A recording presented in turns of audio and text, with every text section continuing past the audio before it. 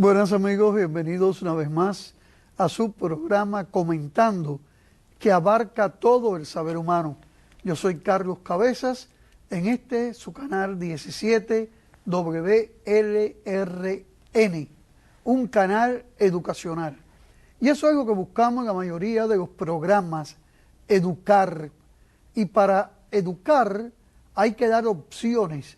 No podemos imponer lo que nosotros creemos o lo que queremos, sino simplemente presentarles a ustedes como televidentes diferentes opciones en los distintos temas que tratamos.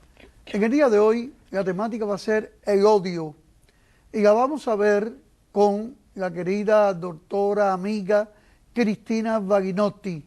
Cristina, bienvenida. Bienvenida, qué gusto, como siempre. Has estado de vacaciones, Sí, visitando varios países, sí, y vienes más fresca. Claro, más descansada. Qué bien. No hay mucho trabajo, sino, pero bien, por suerte. Bien, esta temática es una temática fea, el odio. Sí, sí. ¿Qué puedes decir?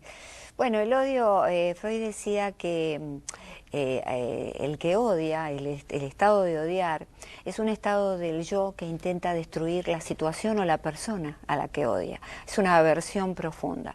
Pero vemos también que decía que es una de las emociones más fuertes, y es más fuerte que el amor. ¿Es una emoción? Es una emoción que se transforma posteriormente en un sentimiento de venganza. Vale decir que el odio tiene dos facetas, o tres diríamos. La aversión, esa ira que nos representa la persona o el enemigo, el odio en sí como emoción fuerte y luego la venganza. Es decir que, pero el odio es también la otra cara del amor, ¿verdad? Sin embargo, prevalece más el odio que el amor desde el punto de vista psicológico, de acuerdo con lo que decía Freud y otros investigadores también. De hecho, vemos que los niños, por ejemplo, y nosotros en general, aprendemos más rápido todas las cosas malas que las buenas. Entonces, quiere decir que tenemos mucho que hacer en este mundo, ¿verdad?, respecto del odio, para poder contrarrestarlo. ¿Y neurológicamente? Bueno, justamente el odio, ahora iba a ir a ese campo, el odio siendo tan distinto del amor, llevan al mismo resultado. El que ama o el que odia puede llegar a acciones agresivas, puede llegar a acciones malvadas, puede llevar también a acciones heroicas. Entonces la pregunta, ¿cómo es posible que estas dos pasiones del hombre, siendo tan distintas, lleven al mismo resultado? Y entonces hubo un gran investigador, Semir Zeki, de la Universidad de Yale, que decidió probar esto y decir, a ver, vamos a ver, ¿de qué se trata neurológicamente el odio? ¿Qué pasa en el cerebro de la persona que odia?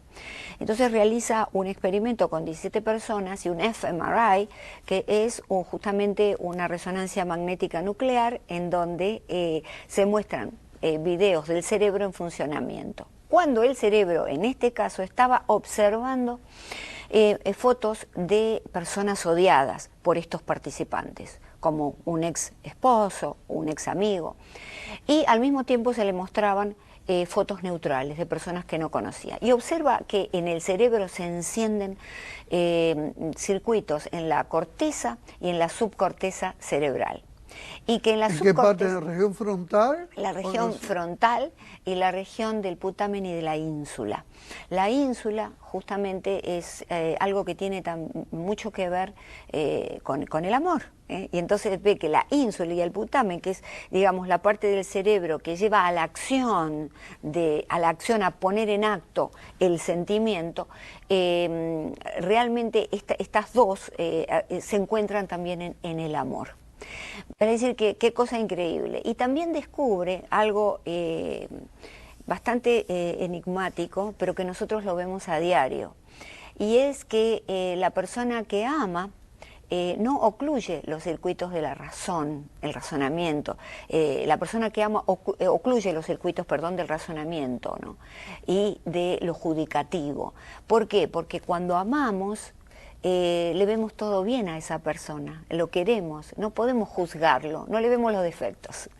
Mientras que la persona que odia, sí, mantiene intacto todo el circuito del razonamiento y del juicio, porque necesita vengarse de esa persona y tiene que crear un plan para destruirla. Entonces, hay aspectos del odio que son positivos. Hay aspectos del odio, no son positivos, hay aspectos del odio que son parecidos al amor. Es decir, que hay regiones del cerebro que comparte en funcionamiento con el amor. Pero si el amor es positivo, por ende tiene que haber aspectos de odio positivos. Bueno, son dos caras de una misma moneda. Desde el folclore popular lo vemos, Carlos, inclusive desde la poesía. Neruda decía, solo sé que te quiero, te odio sin fin, y odiándote te ruego. Es decir, la medida de mi amor viajero es amarte sin verte como un ciego.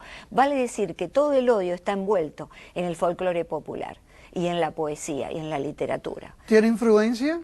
Tiene mucha influencia. Por ejemplo, se dice, bueno, aquel que te odia, aquel que te ama te hace sufrir, por ejemplo. Es decir, que tiene, solo se odia a lo querido. Es decir, que esto es una canción, ¿no? Del folclore español, por ejemplo. Y es decir que el odio está dentro de la condición humana, es un afecto como el amor, ineludible. Es decir, lo que podemos hacer es llegar a manejarlo. Ahora hablábamos justamente del odio que lleva a la venganza. Emmanuel Kant decía que la venganza es una forma del odio. Y esto es muy real, porque el que se venga con odio. Crítica de la razón pura. Por lo tanto, en efecto, el odio es transgeneracional. Es decir, y acá nos establecemos de lleno en el ámbito o en el terreno de la psicología social. Que como decía Freud, toda psicología individual es psicología social. ¿Por qué? Porque en la vida anímica de las personas, para construir la personalidad, desde que nacemos, desde chiquitos, necesitamos del otro. El hombre es ser social. Claro, del otro desde tres modelos. Como modelo para que nos inspire, ¿verdad? Como auxiliar para que nos ayude, los papás cuando nacemos, y como enemigo. Vale decir que esas son las tres modelos o las tres posiciones que tenemos frente al otro. Pero es transgeneracional porque se pasa a los hijos como venganzas diferidas y se pasa a la sociedad y se libera como modelo para que otros lo copien. Pero muchas veces los hijos hacen lo contrario de lo que los padres les transmiten. Y en este sentido, ¿cabe lo mismo? Bueno, eso sería un aspecto de la psicología que es la formación reactiva. Hay hijos que criados en una atmósfera de odio deciden ser todo lo contrario, amorosos. Hacen una formación reactiva y se van al otro extremo. Y viceversa. Y viceversa. Pero no es así en la mayoría de los casos.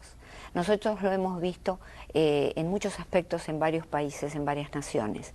Por ejemplo, en la ex Yugoslavia, serbios y croatas se odiaron por 1000 años. ¿Y esto qué quiere decir? Que era la generación a generación que iba pasando ese odio. Lo transmitían. Que lo iba transmitiendo. Lo hemos visto también en Argentina, en las épocas de las dictaduras militares. Es decir, que el odio se pasa y no hay una manera, ¿no?, de ponerle un dique. Pero en la generación de los hippies, ¿qué pasó? Ese rechazo a los ancestros, ¿por dónde venía? Bueno, venía justamente porque era a lo mejor una formación reactiva grupal, social, de nuevo, toda psicología individual es psicología social, sin duda. Pero bueno, este tema de la venganza llevada por el odio, que siempre es llevada por el odio, fue estudiada por varios investigadores. Está el experimento Milgram que se realizó en 1961 en el laboratorio Wellcome de la Universidad de Londres, ¿no?, en que se tomaron 40 personas con la excusa de que iban a participar de un experimento para ver cómo las personas conocían y cómo funcionaba la memoria. Pero era una excusa, en realidad. El experimentador, el doctor Milgram, Stanley Milgram, se puso de acuerdo con una persona que era un actor en realidad. Lo colocó en un cuarto y del otro cuarto ponía a los participantes ante una máquina que descargaba supuestamente voltios, hasta 450 voltios. Y se le decía que realmente tenía que hacerlo porque esto era en aras de la ciencia, que la persona no iba a morir, que no le iba a pasar nada. Pero entonces cada vez que descargaban, ¿verdad?, el otro gritaba, hacía como que recibía esa descarga. Y se notó que debido a la obediencia, y entonces él escribe un libro que se llama Los peligros de la obediencia a la autoridad, las personas, casi todas, llegaban a impartir 300 voltios. Es decir, hubo unas pocas, lo que ellos pensaban que eran 300 voltios, ¿no? En realidad la máquina era también una máquina de simulación. Pero son impulsos eléctricos. Sí, impulsos eléctricos que se descargaban en la persona si la persona no contestaba determinadas preguntas correctamente. Entonces, muchos decían, no, yo no voy a seguir descargando aunque conteste mal, pero el operador, la figura de autoridad, le estaba diciendo, lo tiene que hacer por la ciencia. También se hizo otro experimento, que fue el experimento de la Universidad de Stanford, de los prisioneros y los carceleros, ¿no?, en donde se pusieron dos grupos y se les indicó que un grupo tenía que participar como carceleros y otros como prisioneros, y a ver qué tipo de conducta iban a tener los carceleros con los prisioneros. Se tuvo que suspender el experimento por la gran cantidad de agresión que se desarrolló, y eso que era todo simulado. Ha habido varios experimentos de esa índole.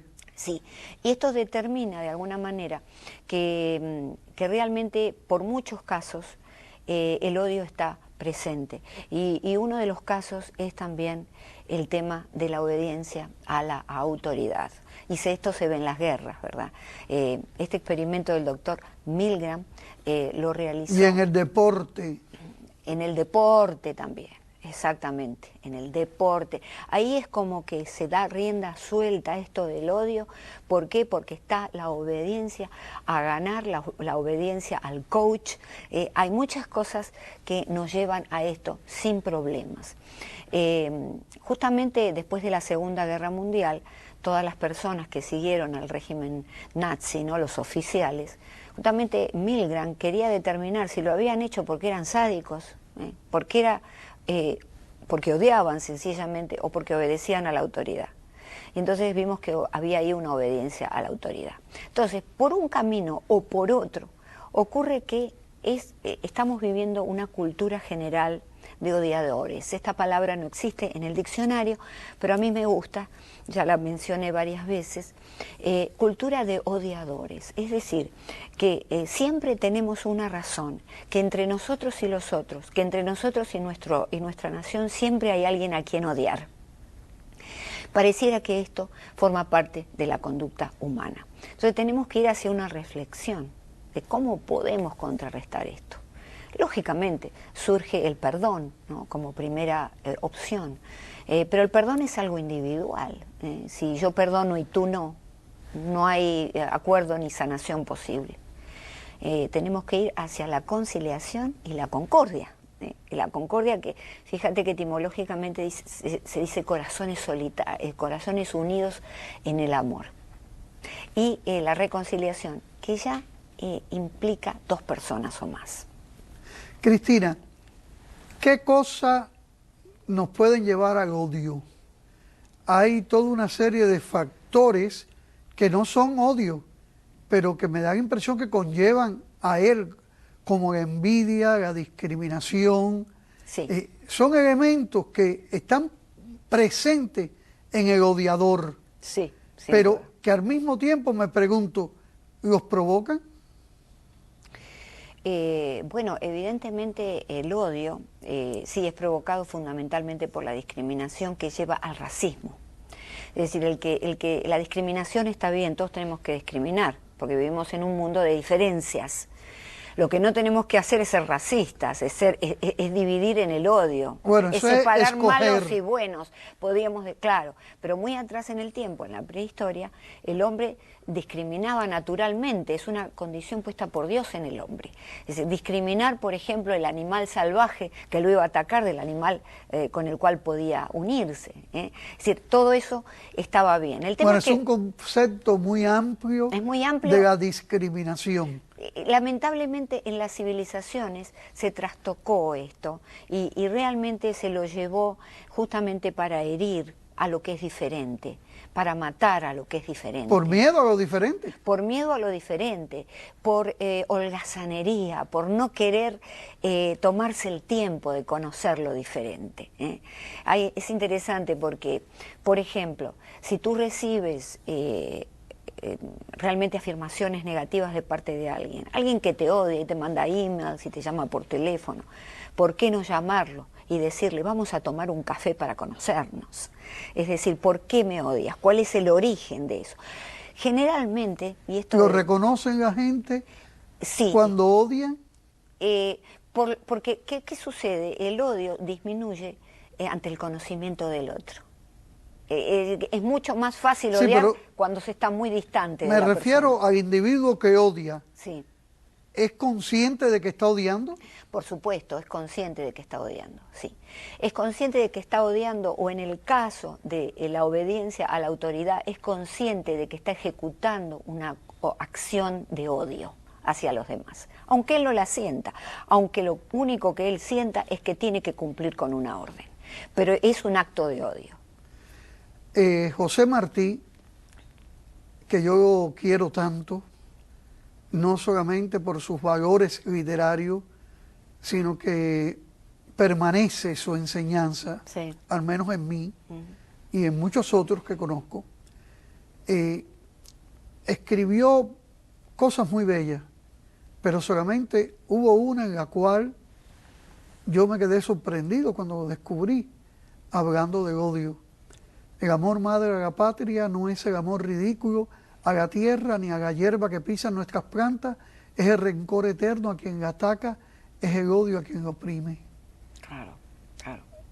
¿Cómo una persona con tanto amor dentro de sí va a resaltar el odio, aunque sea en una sola inspiración de tantas que tuvo en su vida? Bueno, porque el odio está en la condición humana y está en los poetas, al igual que el amor, está en los grandes escritores. Eso es algo Abunda en la presente, literatura. abunda en la literatura, y aunque no se hable específicamente del odio, pero sí se pueden relatar escenas de odio, ¿verdad? Yo creo que esto es algo que debemos aceptar, y hablamos del conocimiento, ¿no? Cuando decimos, bueno, voy a conocer a aquel que me odia, para que me conozca a mí y podamos llegar a la conciliación. Pero también tenemos que conocer la naturaleza del odio, y la naturaleza del odio es humana, es divina como el amor, está en nosotros, pero también está el libre albedrío en nosotros, está la decisión en nosotros de decir, esto que estoy sintiendo, voy a reprimirlo o voy a procesarlo, voy a trabajarlo. No está bien odiar, porque justamente lleva, como sabemos muy bien, a muchas guerras en el mundo. Desde el punto de vista bíblico, hay un odio que es positivo, que es el odio al pecado. Y esto lo hacemos por amor a Dios. A medida que nos identificamos más con Él, queremos odiar al pecado. Sí. ¿Cómo se puede tener este odio al pecado sin que no trascienda a los pecadores? Lo que pasa es que se disminuye el resultado agresivo del odio cuando en realidad estamos odiando algo que es negativo, algo que es malo para nosotros y para la humanidad, como puede ser el pecado en todas sus variaciones, ¿verdad? Entonces hay como una degradación del sentimiento. A mí me gustaría pensar más en que hay un rechazo de ese sentimiento, sin duda, de ese acto de pecado. Y justamente para poder pasarlo como ejemplo, el rechazo hacia el pecado, hacia los demás, sin connotaciones agresivas, sin connotaciones violentas, porque eso en realidad es la fuente de todos los males. Pero ha llevado a muchas guerras. y ha llevado a todas las guerras de la historia. Odiar a aquella persona que realmente, o aquella idea, el odio ideológico, que no está con nosotros, que no está sintonizada con lo que nosotros creemos. Por eso es importante hablar con nuestros hijos de esto. Che Guevara decía que el hombre tenía que convertirse en una máquina de odio. Sí. Estas son palabras fuertes. Sin duda, en el fondo estaba diciendo, no amemos a nuestro semejante porque es diferente a nosotros, porque nos va a venir a atacar, porque tenemos que atacar primero. Es decir, que estaba imponiendo el odio sobre el amor. Y entonces esa es una de las razones por las cuales se desataron grandes guerras. Mucha gente, casi todo el mundo piensa esto. Porque el odio, por otro lado, hay un dicho que dice: te amo con mi corazón y te odio con mi inteligencia. El odio exacerba la inteligencia, porque quiere buscar maneras, estrategias, tácticas para eliminar al contrincante o eliminar a un grupo o a una nación. ¿Lo motiva la razón? Lo motiva lamentablemente la pasión del odio acompañada por la razón. Es decir, que odiar, por eso el amor es mejor,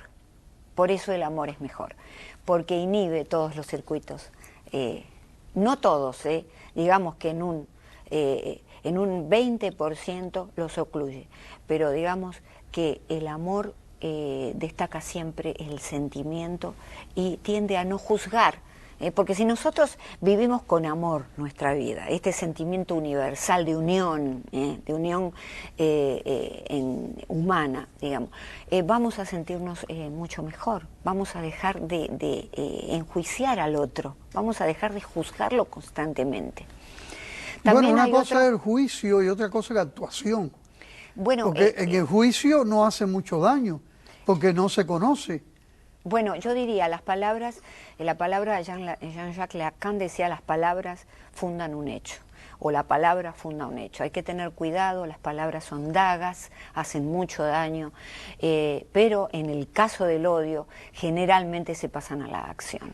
Cuando estaba Otto von Bismarck como canciller alemán, tenía una ideología racista. Sí.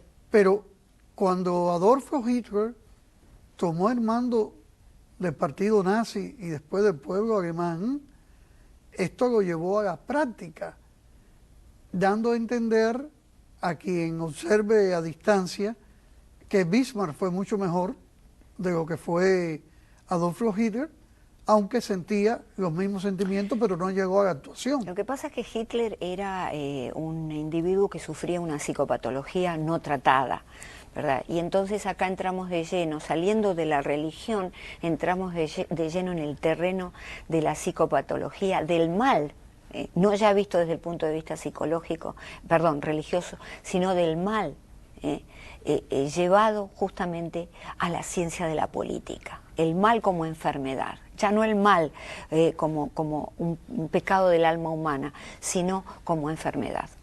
Esto se ha estudiado en la ponerología política, ¿no?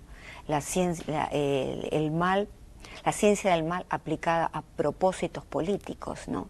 Y entonces esto es un libro muy importante, en el cual se relata la manera en que el mal puede llegar al poder y hace los estragos, ¿no? Es decir, el mal como psicopatología o como enfermedad psiquiátrica llega al poder. Recordemos que a Freud fue llevado Hitler por su padre, porque tenía graves trastornos de conducta desde pequeño. Y Freud le dijo: hay que internarlo. Y el padre dijo: no, mi hijo no está loco. Y entonces esa psicopatología se desarrolló y llegamos a este individuo que lamentablemente hay muchos hoy en día, y los hubo siempre. No, por supuesto. Fidel Castro, Vladimir Ilyich Lenin, Stalin. Claro. Dios mío, ¿cuánto? El régimen de Pol Pot y Ian Sari. Claro, hay muchísimos, exactamente. Esto quiere decir que la psicopatología llega al poder. Entonces no hay que evitar esa variable de pensar a ciertos individuos como individuos enfermos que no han sido detectados a tiempo y llegan al poder. Qué cosa más grande. La envidia en función del odio. Bueno, la envidia viene del latín invidio, que significa que veo dentro de ti. Es decir, no está mal la envidia de ver dentro de ti para admirarte, para copiarte, para ser yo también como tú. Pero la envidia que intenta ver dentro de ti para herirte, para sacarte del medio, para competir contigo, no me gustas porque compites conmigo, ahí estamos hablando de realmente un sentimiento muy negativo. ¿Qué es lo que más abunda? ¿Qué es lo que más abunda y se transforma en sentimiento? Porque ¿cuál es la diferencia entre emoción y sentimiento? La emoción es pasajera, después se transforma en sentimiento. Si yo recibo un regalo que estaba esperando, tengo este sentimiento de elación, esta emoción de elación, de alegría. Pero luego se transforma con el tiempo en sentimiento y empiezo a decir, bueno, qué suerte, empiezo a creer a la persona que me lo regaló, qué bien pensó en mí, y esto ya es más duradero. Entonces, el problema con el odio es que es duradero porque se transforma en venganza, y la envidia se transforma justamente en odio en muchos casos. Y un odio que es muy difícil de erradicar, es muy difícil, del corazón. Exacto. Porque yo no sé lo que tú hayas tenido como experiencia en la psicología, pero en la experiencia que yo tuve en mi carrera, es muy difícil que alguien reconozca que es envidioso. Muy, muy difícil, porque a esta cultura, particularmente la cultura occidental, le está faltando autorreflexión, le está faltando introspección. Es un concepto también religioso. Yo recuerdo que cuando iba a la escuela católica hablábamos de la introspección y solíamos hacer mucha introspección. La oración lleva a eso. Y la oración lleva a eso. La oración es un mantra. Es decir, queremos usar, digamos, todo el lenguaje oriental, pero es como un mantra que nos lleva a entrar dentro de nosotros mismos y poder vernos, ¿verdad? ¿Qué pasa? Hoy en día, en esta posmodernidad, en esta cultura rápida, superficial, donde los otros no importan, ¿verdad? No podemos vernos, no tenemos tiempo. Y entonces se favorecen la prosecución y el desarrollo de la envidia, del odio, y realmente lo justificamos, porque nos justificamos, decimos, está bien que yo lo envidie.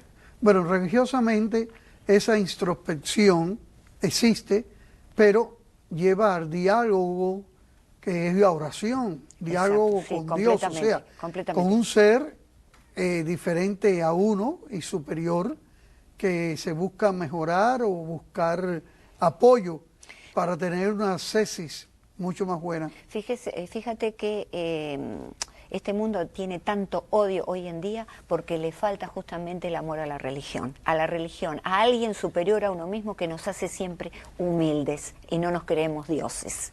Bien, Cristina, como siempre, ha estado muy bueno. Gracias. Todo lo que has explicado, y creo que servirá a muchas personas para reflexionar lo que hay en su corazón, si hay amor o si hay una abundancia de odio. Y ustedes, exacto, amigos, hasta la semana que viene en otro programa Comentando. ¿Sí hay?